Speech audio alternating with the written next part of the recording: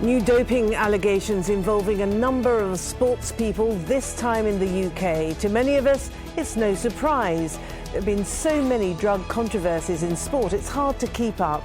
So what's the point of international competitions? So many participants seem to be cheating. This is Inside Story.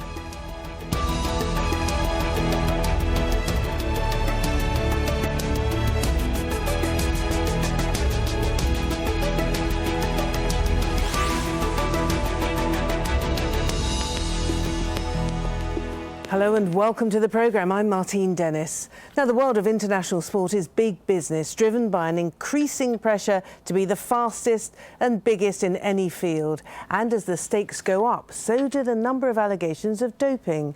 The most recent involves a British doctor who allegedly prescribed performance-enhancing drugs to more than 150 athletes. That's according to a Sunday Times report. Premier League footballers, Tour de France cyclists and international tennis players are among those accused. Several of them, though, have already denied the report.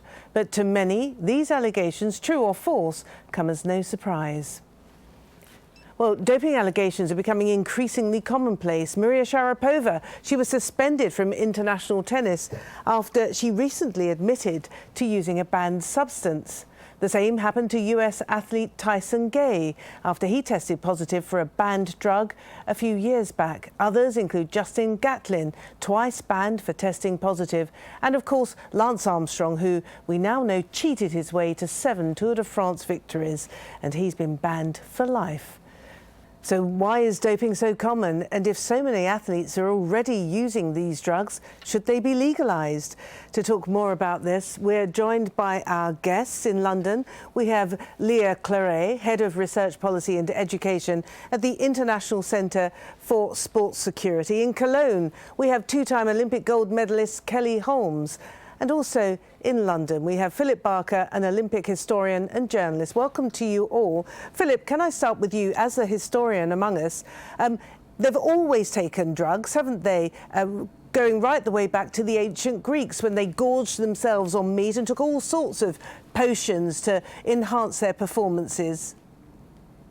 Yes, I mean, the drug in the modern era, it's certainly been a common thing. There are tales from the 1904 marathon of athletes taking substances. Then you get to the 1950s and the 1960s when the testing was by no means as sophisticated as it is now. But you could argue that we're entering a new dark age, really. We've had such a bad slew of drug cases over the last year or so, and of course the damning indictment of the setup in Russia with doping back in November, December, when Dick Pound was unequivocal in his condemnation of the Russian doping. So we've had that. We've had Maria Sharapova. We've had all these other accusations, and this is just the latest thing. And we're just out from Rio de Janeiro. It's not the healthiest time, and it makes it very, very difficult to believe in some of the sport that we're about to see. You'll be doubting every single performance. Well, that's the problem, isn't it? And Leah, what's going on in sport? Because there does seem to be a clear tendency towards more of these controversies involving what are now declared illicit substances being used by athletes. I think there's always something to do in situations like these, and it's to wonder whether more is happening or whether they are being, the numbers are finally coming out. As our historian colleague said, indeed it's always been happening. The prevalence of it, we have known now for a few years, is quite important. But I think what's even more important at this stage is to really ask ourselves what sport is about and what are we trying to use it for, and build a system around those values in order to make sure that we're not encouraging athletes to use doping because of the system of competition we're using and the reward systems that we have in place. And Dame Kelly in Cologne, as a senior sports figure, what have you observed over the years? You've been involved in sport for a long time. What have you observed in terms of changes? I think what's, for me, first of all, it's very disappointing, quite upsetting that all these allegations are coming out within sport right across the board. What I've observed is it's quite hard to understand how these things actually happen. You know, with this situation here, we're talking about one doctor who allegedly has been working with about 150 athletes or sports people across a variety of sports. And for me, that just seems almost insane, because how does all of these sports people get to know about this one doctor? I don't personally understand how that can happen without a raft of other people being involved with this situation in particular. It can't be just down to one doctor. You don't just do sport and suddenly somebody comes out of a whim, comes up to you and says, you know, would you consider cheating? For me, it's all about greed. For me, there should be, sport should be criminalised. Everybody that is making a gain out of sport financially by doing wrong, there should be a more criminal system put in place, because for those people that are in sport, for what sport's meant to be about, values, success, you know, achievement, pride, it is ruining it for everybody, including myself, who has now got such a downer on what the sporting system is bringing to light. And Philip, this is a problem, isn't it? The fact is, sport worldwide is estimated to be worth something like $800 billion every year. I mean, is this, the introduction of such high stakes, financial, economic stakes, is this the ruination of sport? Well, this is one of the problems now. Sport is a business, and what rather disturbing, I think it was back even in the 80s, 90s, some athletes were asked, if doping would shorten your life but guaranteed you a gold medal, would you still do it? And for some of them, worryingly, the answer was yes.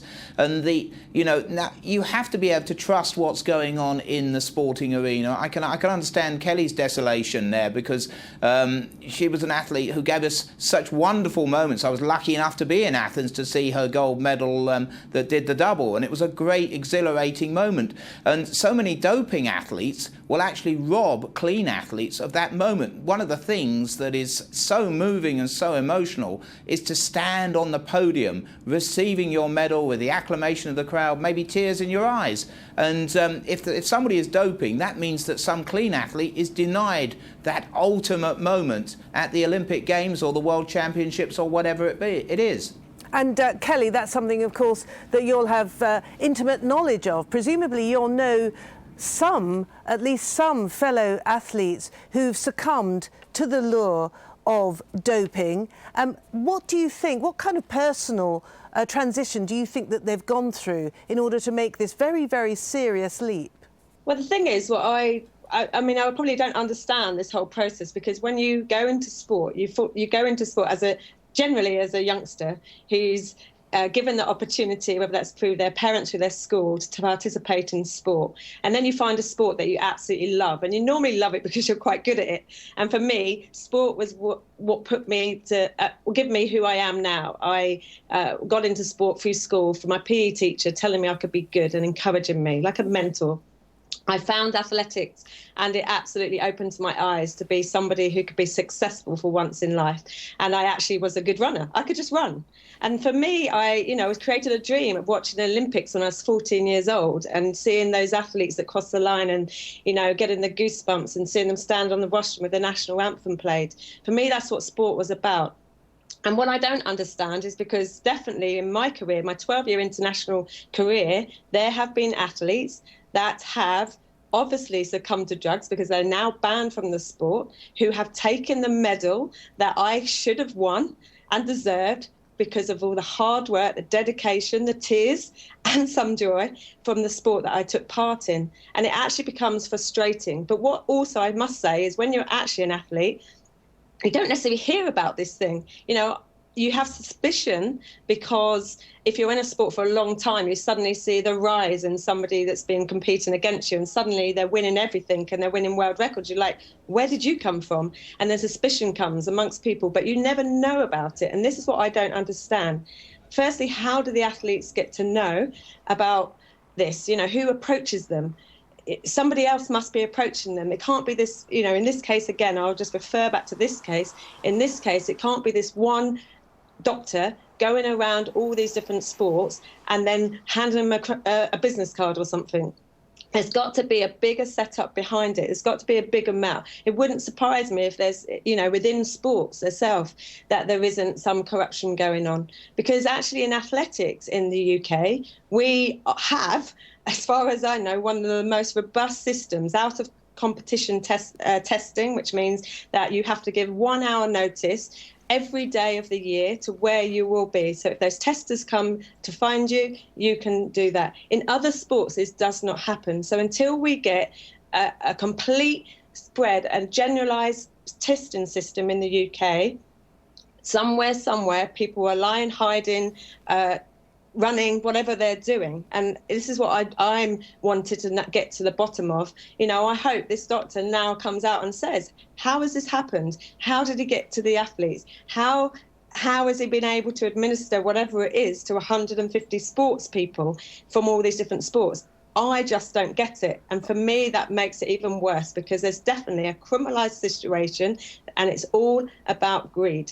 They are financially gaining. Right. And it's so suggestion of greater organisation behind this. And Leah, why is it that athletes were able to take amphetamines, they were able to take strychnine, cocaine and all sorts of drugs, and it wasn't considered cheating at one point, and then all of a sudden it seems we decided that it was cheating and that athletes were no longer able to take these substances? What changed? Anti-doping has been an evolutionary process, and the overall governing body for anti-doping was created in 1999 after the Festina scandal. And since then there's been a document called the Prohibited List, which is the list of all the substances and methods that you're not allowed to use. This list is updated every year, and substances are added or taken out based on 3 criteria. One is whether it's taken against the values of sport, one is whether it's effectively performance enhancing, and the third one is its dangerosity for the health of the person taking it. So every year the list is updated according to the new substances on the market, because new substances come up regularly, and the substances that have been put on a watch list. And so every year committee gets together and decide which substances are getting added, and that's why substances which weren't prohibited in the past, like the meldonium, finally made it to the list, and that's why athletes could take some substances in the past and can no longer take them. But the process is made in such a way that it is quite difficult for athletes not to know about this. And if they do genuinely not know, that's again another call for action for anti-doping education. And it's exactly what exactly what Dame Kelly was saying, was how can these athletes be lured into using performance-enhancing substances if they are educated against this, and if they are educated to the value of sport, to why they're doing sport, to why sport is important to them, then naturally they shouldn't engage in these behaviours. And Philip, we have a perception of there being an increasing number of these scandals of athletes in all fields taking prescribed substances, but is that actually the fact? How commonplace would you say is this doping that seems to be occurring in virtually every sport? I think it seems to be, it's a lot more under the microscope now, because the media is much more intense now than it was, say, in the days of Jesse Owens back in 1936, when you just get newspaper reports and a couple of days later a newsreel of the race. And the scrutiny that everyone is under now is so much more intense. You scratch your nose and everybody's sort of asking, what's the significance of that? whether it is more now or whether they're just discovering more, certainly the arrival of a World Anti-Doping Agency, it seems almost crazy that did not come in until the last year of the last millennium, and we've been having organised sport pretty much for well over 100 years, and it took until 1999 for them to set something up. One of the interesting things now is that they are latching on to the entourage of an athlete, that is to say the coach and the other support staff. Even at the Olympics, the athletes have always taken an oath since 1920 to compete in fairness and respecting the rules which govern, and in 2000 they actually introduced a doping clause to that athlete's oath. The judges take an oath, and since 2012 there's been an oath for the coaches as well, as a recognition that the coaches have a role to play in influencing what the athletes do and trying to show that they too can be culpable for the athletes taking substances that are wrong, are advantageous or whatever. And I think that's very important. The International Olympic Committee have worked out that the entourage is a very, very important part. The people who are around an athlete, telling them, giving them advice and telling them what to do. So maybe they've got to ramp up that a little bit more to just make sure that as Leah was saying, the information is out there. We saw with Maria Sharapova saying it was difficult to find, and yet emails are sent, updated lists are sent, and somebody within the athletes group has got to be able to latch on to that and make sure that everybody is across it. And Kelly, as Philip was pointing out, the entourage supporting an athlete seems to be growing. As does the network of regulation, the network of enforcement agencies as well. Do you think it will actually be possible to root out doping from sport? That's a very good question, isn't it? As we've heard, it's been going for a long, long time. And I think there has to come a point where we look at what's happening in sport and also ensuring, firstly, the education is very key, we know, but also with the entourage, as we've just heard, there's got to be a group of people that are aware of what's happening. But also from an athlete's point of view, you're competing at an edge, and when most sports weren't professional, all you're trying to, there was no gains, there's no financial gains out of it, there wasn't all the sponsorship. People were just doing it because they were working really hard. And I think what's happened now is that because the let's say the recognition or the rewards are getting bigger and bigger in certain sports, I think people are trying to look at what the edge they can have. And from reading lots of things that you read over the years where athletes have been done, they've been trying to be on that underline of being caught or taken a substance that they shouldn't. And actually, if you look at some of the things that have happened in the past, it's been an undetectable drug that people have been taking. So they've knowingly taken a drug that is performance enhancing that hasn't yet been made aware by the anti-doping authorities. And for me, that's even more around lying, deceitfulness and cheating. So until we start to look at the scientists that are supplying the doctors or the network of people with these drugs that are knowingly being made to enhance the performance of sports, international sports people we're talking about. We're not talking about everyday people because they're not under the radar,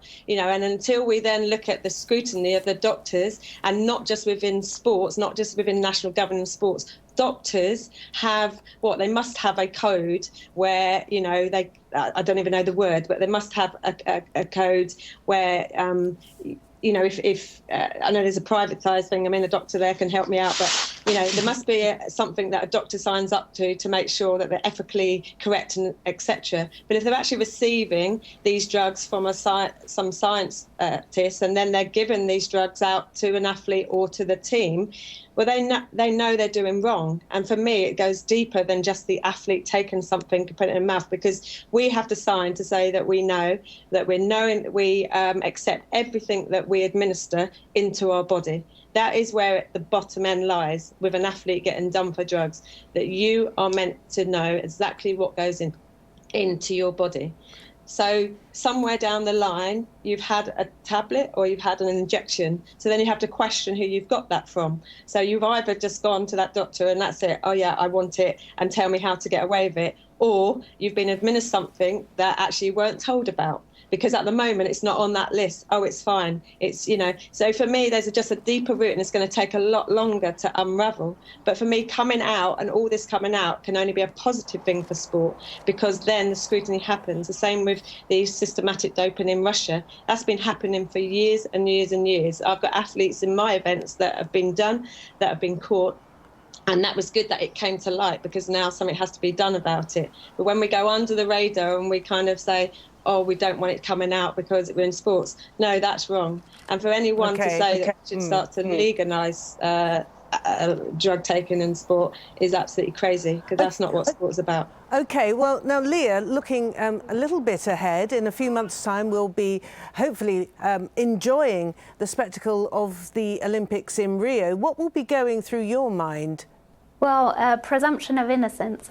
Even though I've been working in anti-doping for, over a decade now, I still try to believe that every single athlete I see out there is clean. It's getting more and more difficult for me, because we now have figures in scientific papers showing that prevalence in some sports, some events, can go up to 50%. And that's a lot. It means that when you watch an event, half of those athletes are probably taking something. I'm still hoping, with strong efforts in education and in a very strong and profound reflection on the values of sport, that people will understand what sport is about. Because the minute you start taking drugs, it means you haven't understood why you're there. It means you haven't understood that sport is actually about reaching your potential. And if you take drugs, it's not from a moral point of view that you're being wrong, it's from an intellectual honesty point of view, is that you'll never know whether what you did you were able to do, or you would be able to do more. And I think that that's the big problem that sport has to face, is that a lot of people are lying to themselves and lying to all the people around them, which is quite heartbreaking. So I hope that in Rio we'll be able to watch athletes who are being honest. And Philip, so how will you approach Rio? At this point, it looks as though the Russian athletics team will not be taking part. Arguably, that's a big loss. How will you be viewing? What will you be looking for specifically when you watch the Olympics? Well, you're hoping that all the great performances, because when you're at the Olympic Games, it is an exhilarating thing to see Usain Bolt flying down in the 100 metres final, or Kelly Holmes crossing that line in Athens as she did. It was the most exhilarating and wonderful moment that you could imagine. And with some of the athletes, you see a great performance, you want to be able to trust it. They are now testing the samples from athletes some 8-9 years down the line. So when the testing procedures get better, they'll be able to reanalyze some of these samples and then possibly strip athletes. We've seen that happen already with some of the champions from the 1990s. So that's at least a start. But as we were saying, it doesn't actually enable an athlete to experience that wonderful moment on the podium, which is the great thing. You become an Olympic champion, it's the great pinnacle moment of your career, and you stand on the rostrum as the national anthem is played. Okay. I mean, we're all in tears in the stands, you can imagine. Indeed we are. So Philip, let's give the last minute to our Olympic champion here, Dame Kelly Holmes. And just a final thought then for this programme. Do you think that the number of these doping controversies and scandals swirling around sport, do you think it's taken the fun and the credibility out of sport today? Unfortunately, there's going to be a lot of question marks in a lot of people's minds. But what I can say to you is probably 99% of sports people grow up to be doing sport with values, heart and passion, and you should look at athletes' performance and in that vein, that most people are out there to perform for themselves, their country, their fans and their family. And if we can keep that in mind, then hopefully everything else that's going on behind the scenes and all the legal systems be put in place so that people like myself can actually trust the sport going forward. Dame Kelly Holmes, thank you very much indeed. Philip Barker, thank you. And Leah Cleret, thank you very much. Thank you all very much indeed. And as ever, thank you for watching. You can see the programme again anytime you like by going to the website, aljazeera.com. And for more discussion, you can go to our Facebook page, facebook.com/AJ Inside Story. And there's the Twitter sphere. You can join the conversation. Our handle is @AJ Inside Story. But from me, Martine Dennis, and the whole team here in Doha, it's bye for now.